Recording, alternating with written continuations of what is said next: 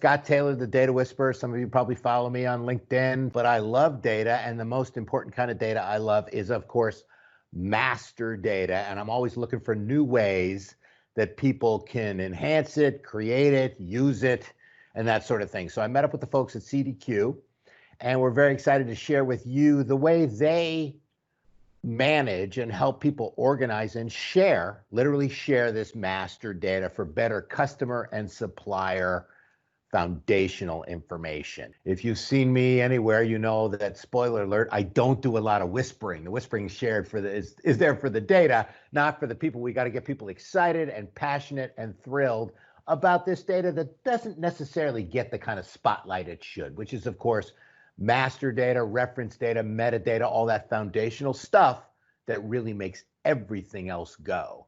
And as a practice, I help people tell their data story. And so we have a very unusual story today that we're going to tell about data. And I'm joined today by Kai Hüner. Yes, my name is Kai Hüner. I'm from CDQ and responsible there for what we call our data sharing services. So this is what we will talk about today, introduce the concept of data sharing, also explaining a little bit the background, the technical background, business benefits, and I'm very happy to get Scott's perspective on this. So a couple of things we're going to learn today. What do we mean by data sharing? And I think it's important to set some context around master data management and master data sharing, if you will. What some of the benefits you get out of data sharing, how it might work for vendor and customer data very specifically, and how it's compliant.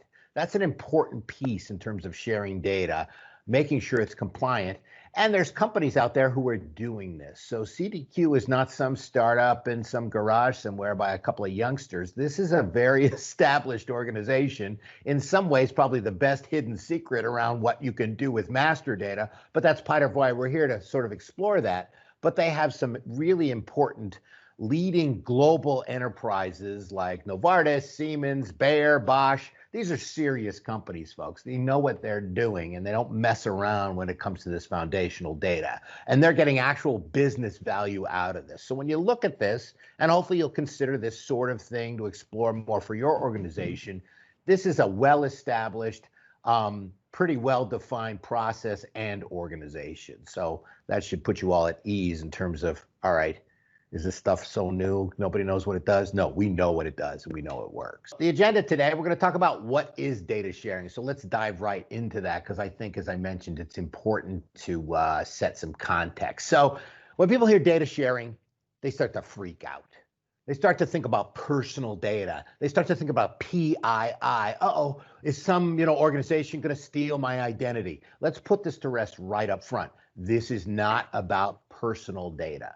This is not about people data. This is about company data, organizational data. So while there's PII, personally identifiable information, maybe you want to think about this as a category. We're just thinking about this now. CII, commercially identifiable information.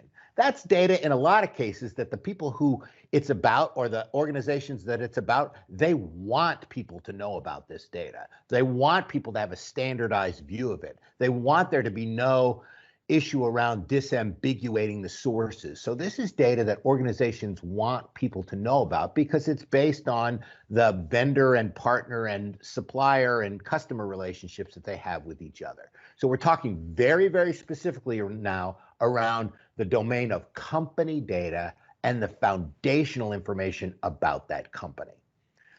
There's a lot of aspects to data sharing. There's data marketplaces, there's data exchanges, there's some software platforms out there that enable data sharing between enterprises.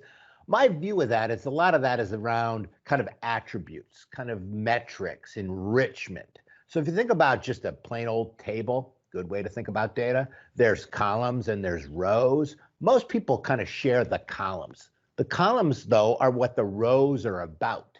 And in this case, if you follow along with my poetry, this is about really sharing rows of data, the unique identifiers, the company identifiers, the category, the really basic foundational stuff that you hang all the rest of that data on. So part of what makes this a unique proposition and a unique opportunity is, in essence, people are sharing the rows and allow themselves to add more columns. And every enterprise out there that I have seen and I have dealt with has trouble with this kind of party data. If you don't think you have it, give me a call. I'm going to convince you that you do. So everybody I have talked to, enterprises all over the world, are struggling with acquiring this kind of data, managing it, trusting it. It is a constant struggle, as old as party data itself. Okay, so regarding the data sharing, as you said, it's not so much about the columns. It's also about the columns, also about, for example, data quality KPIs and stuff. But it's more, as you said, about the rows. And what we mean, or what we try to tackle with data sharing, how we implement it, it's shown on this slide. You have very many changes over the world, like changing addresses, changing legal forms, new tax numbers, changing tax numbers, mergers, acquisitions. Companies go out of business, you have insolvencies and so on. So many of these events, so to say, happen all the time, all over the world, as shown here. And the interesting part is, especially for the domain of business partner data, they affect many companies. So it's not only one company having a specific customer, but this company is the customer also of many other companies.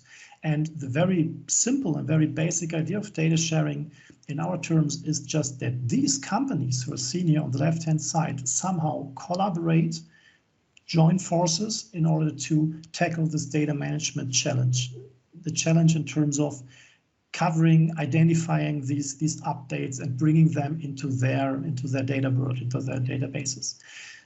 Yes, and this is what it's all about. And our part in this game is just to providing the infrastructure on the one hand, but on the other hand also to organizing, structuring, enabling the community, the standardization of data models, the definition of common data quality standards, and so on. And it's a really important aspect here to remind everybody. You're all struggling and trying to manage something that's remarkably similar.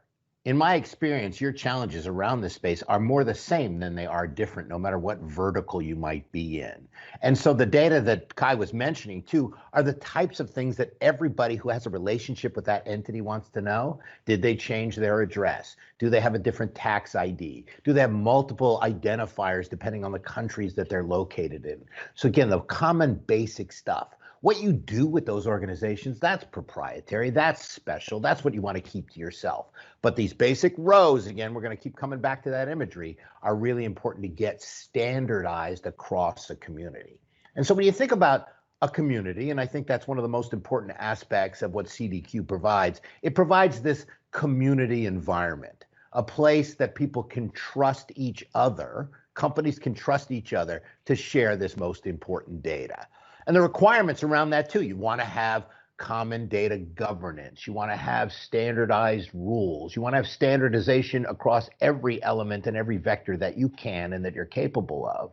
But standards are there so we can all agree.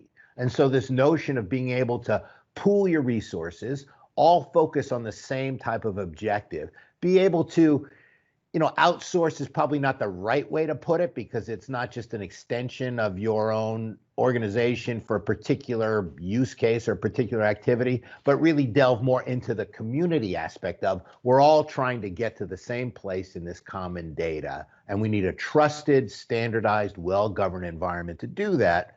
And you need third parties to manage that, who have no other agenda other than to make sure every community participant gets the best quality and the best standardized data they can for these very particular uses. Yeah, what Scott outlines regarding trust and governance and standardization is on our very high levels shown on the slide. It's just the next chapter, so to say, to the film we've seen before. It's just the 4 companies who are putting their data together in this cross in the middle, where you have the shared data in the middle. This is actually the data of the joint customers, the joint vendors, at the end, the joint business partners that they manage together. And managing this data together does not mean that they somehow delete or skip all their SAP environments, but it's just about joining forces in terms of keeping this data up to date, identifying updates, correcting legal forms, text numbers, things like that. They do it in a centralized, in a common infrastructure. They inform, so to say, each other if one of them updates such kind of records. And this way, the others get higher quality, and the others have less effort of getting this quality. So that's on a nutshell, so to say, our definition of data sharing. Higher data quality with less effort. The second aspect I would like to outline, as Scott said, it's all about the rows, sharing the rows, the dots here in this picture. But on top or beside of this, also as a foundation, it is about sharing the rule set, the common understanding, the data model, how addresses are structured on a global level, how many tax numbers do you have, how are they structured, how to identify sources to validate them. So there is very many knowledge that is relevant for almost all companies, right? Because there are more than 200 countries around the world with their national laws, with their national requirements, and identifying these requirements and modeling them and implementing them in enterprise systems is a challenge for everyone. And this is also part of this data sharing game. So data sharing in our terms is about the metadata, the rule set, the concepts, and also about the rows, as Scott said, the actual records that are shared. Really important concept that Kai brings up there, this notion of, okay, common rules for data quality and governance, which I think is a really important and valuable benefit of this kind of community. It's not just the data, but you're all struggling to try and set up these rules. How do we find out about the next tax ID change? How do we have address classifications and address standardization by country? Why keep all that stuff to yourself? And why actually, more importantly, why manage that all independently when there's a lot of other companies out there doing literally exactly the same thing? So what these enterprises want from each other, they want that trusted data. Okay, this is a piece of data that I know I can share with somebody else. I'm not giving anything any proprietary, but we're all trying to find out about company XYZ that just moved from here to there. Why should we all figure that out independently with each other? You want those common data sharing and data governance and quality rules. The folks at CDQ have a whole library of these data quality rules, which I think helps folks get a head start and get way ahead of trying to think up all those rules yourself and test them out. Everybody, and again, I've talked to hundreds, if not thousands of enterprises in my journey for the last couple decades, managing company data, and they're always looking for best practices. There isn't any company I've found that hasn't said, how's everybody else doing it? Why should we start with a blank screen or a blank sheet of paper or a blank whiteboard to figure out some of the stuff when there's best practices out there? You want to apply these vertical standards. So vertical standards are important. The key word there is vertical. So a bunch of banking companies get together and they understand those financial standards or manufacturing standards for that particular set of companies, or automotive standards in manufacturing. There's a lot of different verticals out there, and those are ways to bring subsets of this community together. But again, you're all struggling to try and figure out how to integrate those and operationalize them. How do you start to work with reference data sources? Now, some of you might be thinking, hey, doesn't Dun & Bradstreet or BVD or Open Corporates, there's a lot of syndicated data pools out there. Aren't they fulfilling this? And so what I'm going to say, being somebody who's been inside most of those companies and actually worked for Dun & Bradstreet for a while, they only go so far. This is no knock on those services. They provide a pretty valuable service, but they don't go as far as these enterprises need to go. So those third-party reference data services, enrichment services, they're actually part of this community, and Kai will take you through that. But dealing with them, integrating with them, understanding their data nuances, understanding their data supply chain. Why do all that separately when you can share that learning across a trusted community? And again, the data in some of these pools isn't necessarily everything or as updated or comes as quickly or responds as briskly, because frankly, those data pools and those syndicated data providers have a lot of different use cases and a lot of different constituencies to deal with. And then objective quality measures. Again, how are you doing versus the rest of your the community is really important. And then benchmarking against peers. So people talk all the time about data maturity, and you can find these data maturity models out there. You're still doing it kind of by yourself. So there's a lot in a group environment with those kind of standards, with that kind of trust, which is the key word here of the day here, trust and truth, that's my hat, that really opens up the ability for enterprises to find new value from from this basic foundational data. Yeah, absolutely. I would also address that trust concept, because when you go through these stages of the journey, it always requires more and more trust, right? And this is why we call it a journey. You cannot just join the community and take overall updates, because you always think, well, can I trust them? Is the quality good? How the others maintain the data? What are their guided procedures behind it? And this is something that has to develop over time, that you establish the trust by doing your own measurings, realizing that the others also do a good job.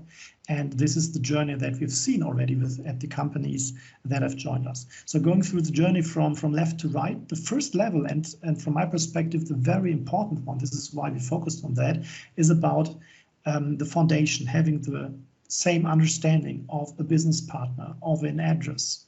Again, not only for the US or for Europe, but on a global scale, how to manage an address in Japan, in China, in the US with the same attributes. That is not so easy, right? If you think about it, that you define in a second step the same understanding or common understanding of data quality.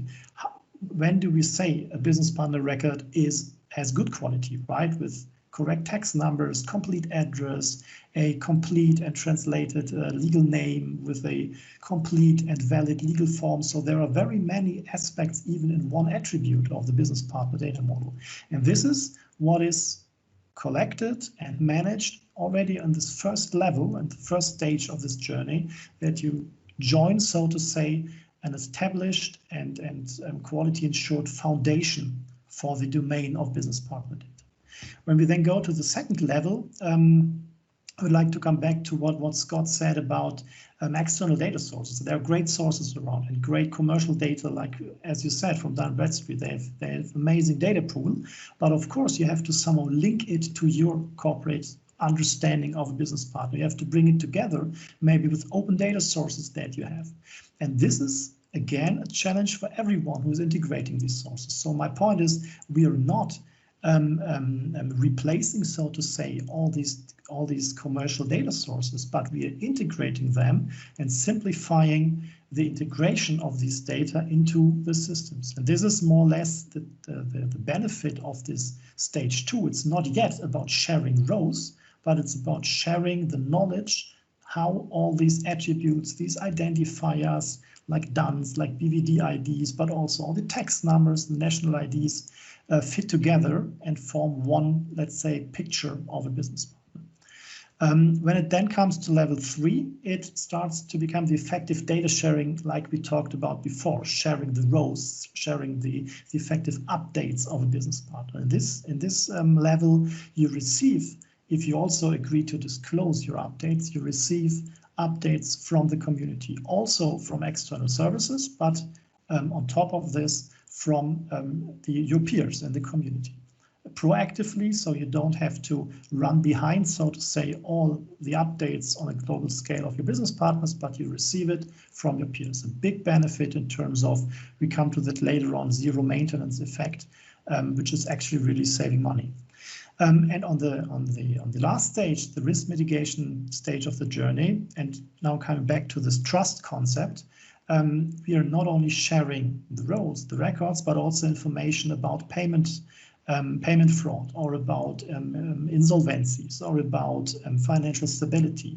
This is also information all the companies have somehow in their systems, in the transactional data. And there we agree on certain metrics. So, for example, what is a trustworthy bank account?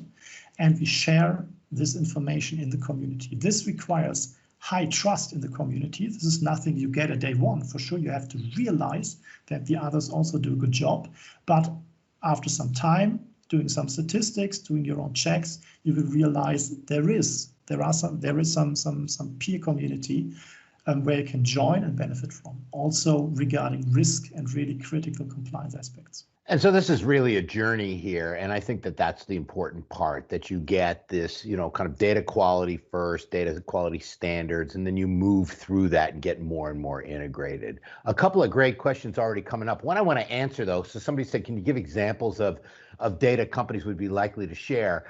As we articulated right in the beginning, this is about company level data. identifiers, unique tax IDs, basic company addresses in a standardized format, company classifications, a certain amount of hierarchy. So it's not about what people do with those companies. Some of the questions already are bringing up very valid concerns about the proprietary nature of the activity with those entities. It's not about that at all. So these folks are not sharing shipments. They're not sharing very proprietary things about the relationships. It's just the basic entity information that you can hang all the rest of it on. One additional comment regarding these concerns of what data is shared.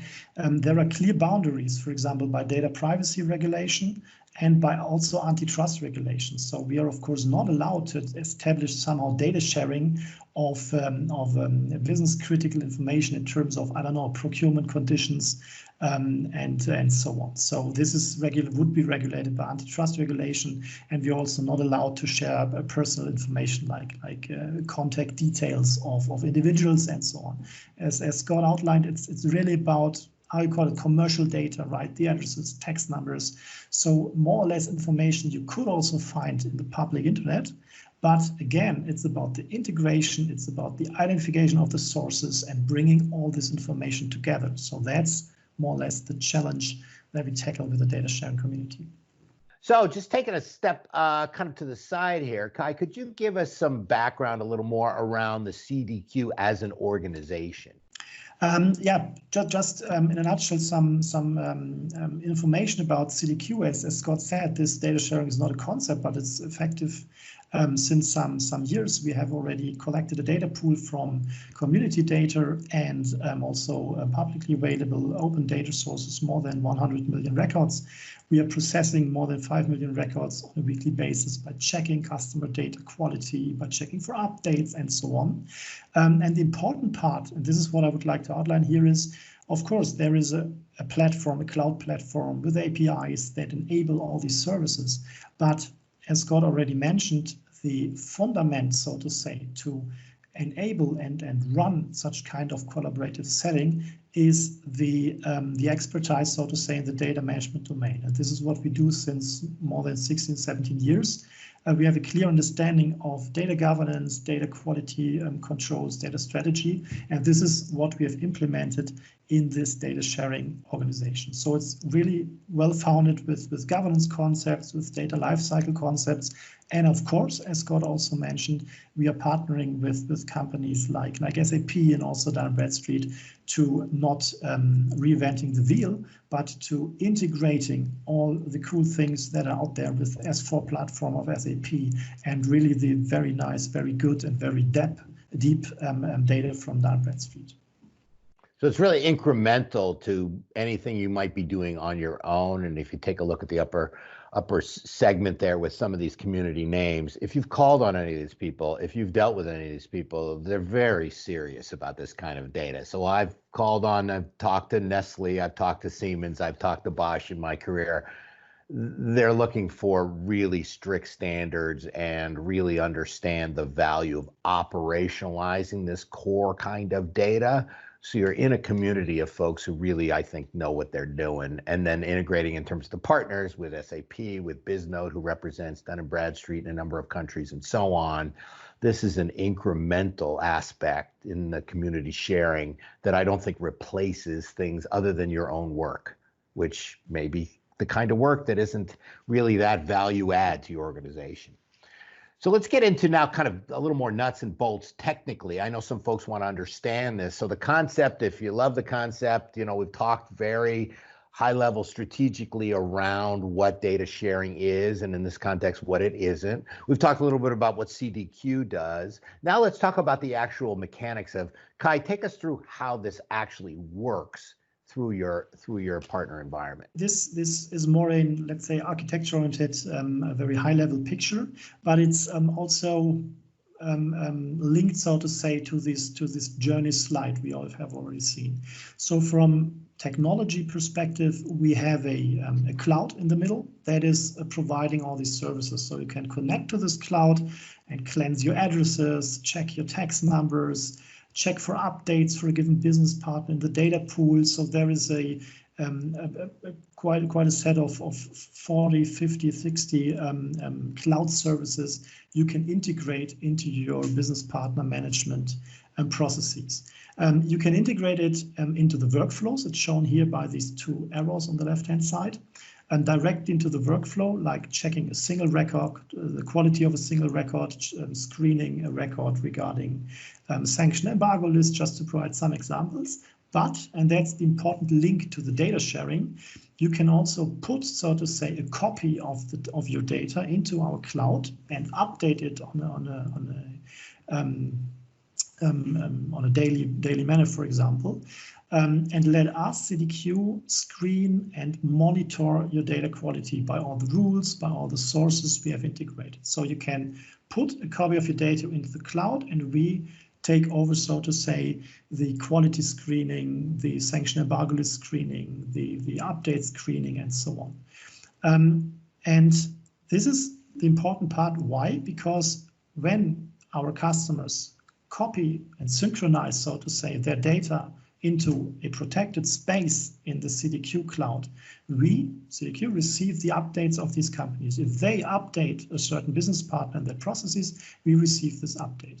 And now, and this is also a very important step, these companies can decide whether or not they want to share or disclose these updates with the community. So this is the part where the data sharing comes into the game. Until there, we are just a data quality as a service provider. But if you as a customer disclose your updates with the community, we can add for you the updates of the community, but only, of course, if you also share.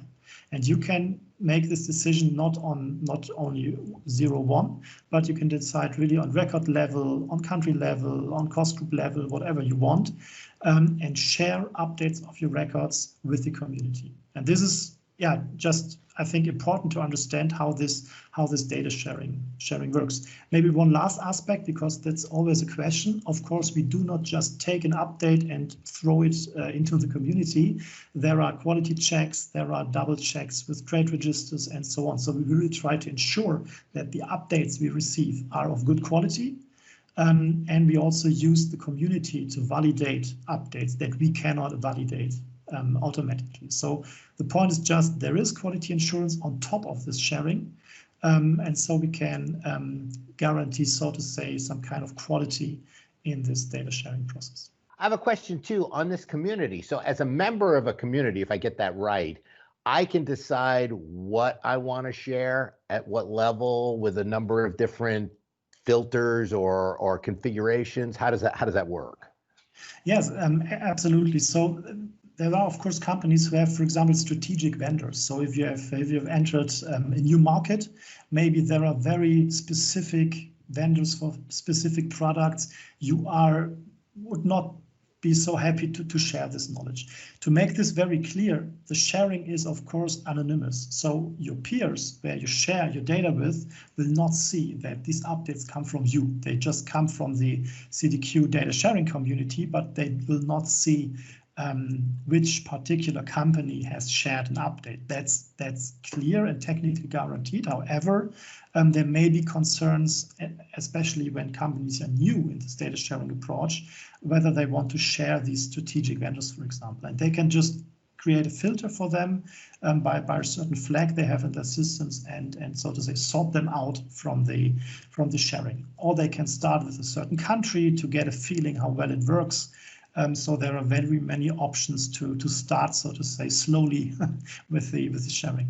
So let's talk about the benefits. We want to talk about the benefits both at the strategic level, kind of a little more tactically and technically, and then some actual ROI kind of ways to calculate that return on investment here. So what's nice about this, I think there's two big buckets of benefits. There's the technical side and there's the business side. And on the technical side, you want to think about things like, okay, first time right.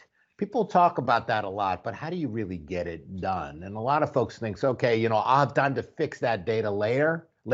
It never happens, okay? So the more you can get that data right the first time, the more you can depend on it and move on to more value-added activities. Think about this concept of zero maintenance. If you are in this trusted data pool and you've already applied your standard processes to it, then your data becomes updated automatically. I'm sure there's checks and balances in there, but again, proactively pushing out updates is a lot easier than trying to find that stuff out from yourself or trying to track the updates that might come from third-party vendors as well. I know that process can be particularly problematic when you're working with some of these third-party external data sources and really getting, okay, these are only the updates I want. And then think about data pooling and the IT pooling, where again, you're sharing approaches, you're sharing ways to manage this data that can only help you going forward. Then you get on the business side. I mean, I always talk about three areas of business benefit. How does it help grow your business? How does it help improve your business? How does it help protect your business? In my view, there's nothing else out there other than those three buckets. And if you think about what master data does and being able to access that foundational data from a trusted source in a standardized way, grow the business, know your customer, KYC, 360 view of customer, partner, vendor, and so on. Those are all things when you think of upsell and cross-sell and efficiency dealing with those relationships, absolutely mandatory to have the best quality foundational structured data underneath that.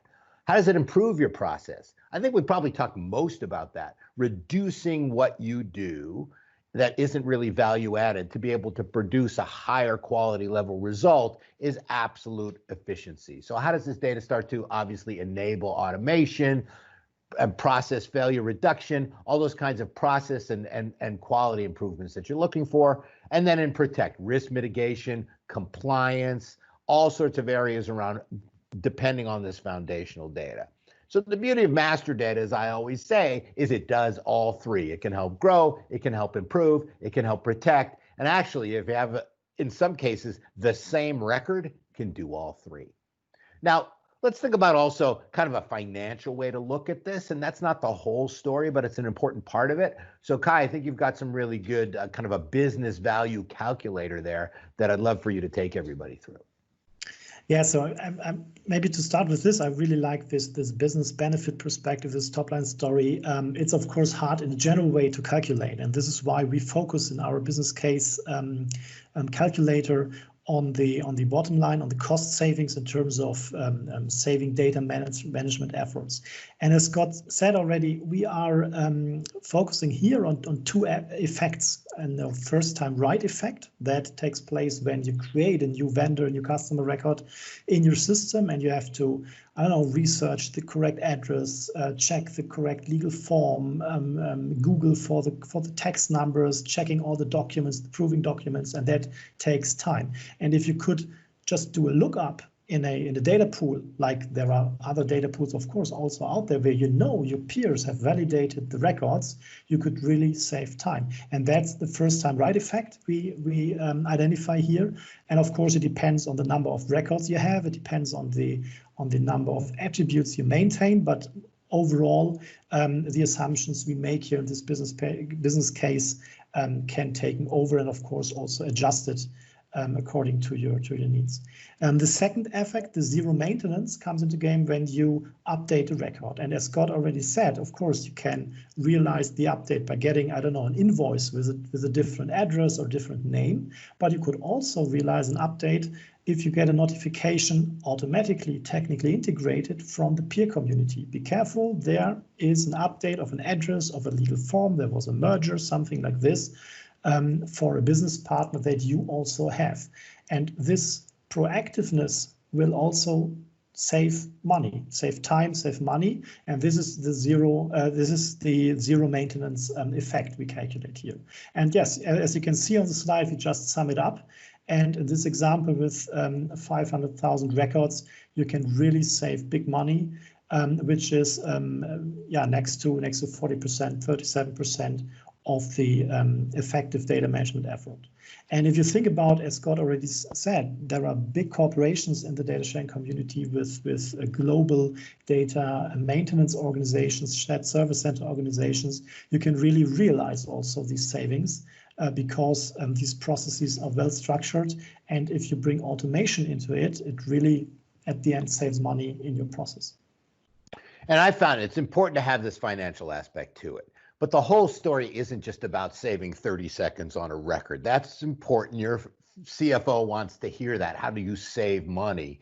But once you get that foundational data in place, it's about growing the business. It's about creating and making decisions at scale. The point of all this isn't just simply to get the data. The point is to be able to build that foundation to do all those other things that your organization wants to do and that your leadership talks about. And so for me, part of the reason I'm a fan of this approach is I believe it gets you that data faster in a more dependable, more efficient, more standardized, more well-governed way that you can go to your business stakeholders and say, we've built this foundation. Now you guys go and do all the wonderful stuff we want to do, both on the analytics side and the operational side, and then enabling the strategic intentions of your enterprise. That's the big value you get out of master data. So however quickly you can do it, that's why I encourage people to try and find these innovative ways to get to that point where they have that standardized data that they can start to push out to the rest of their organization.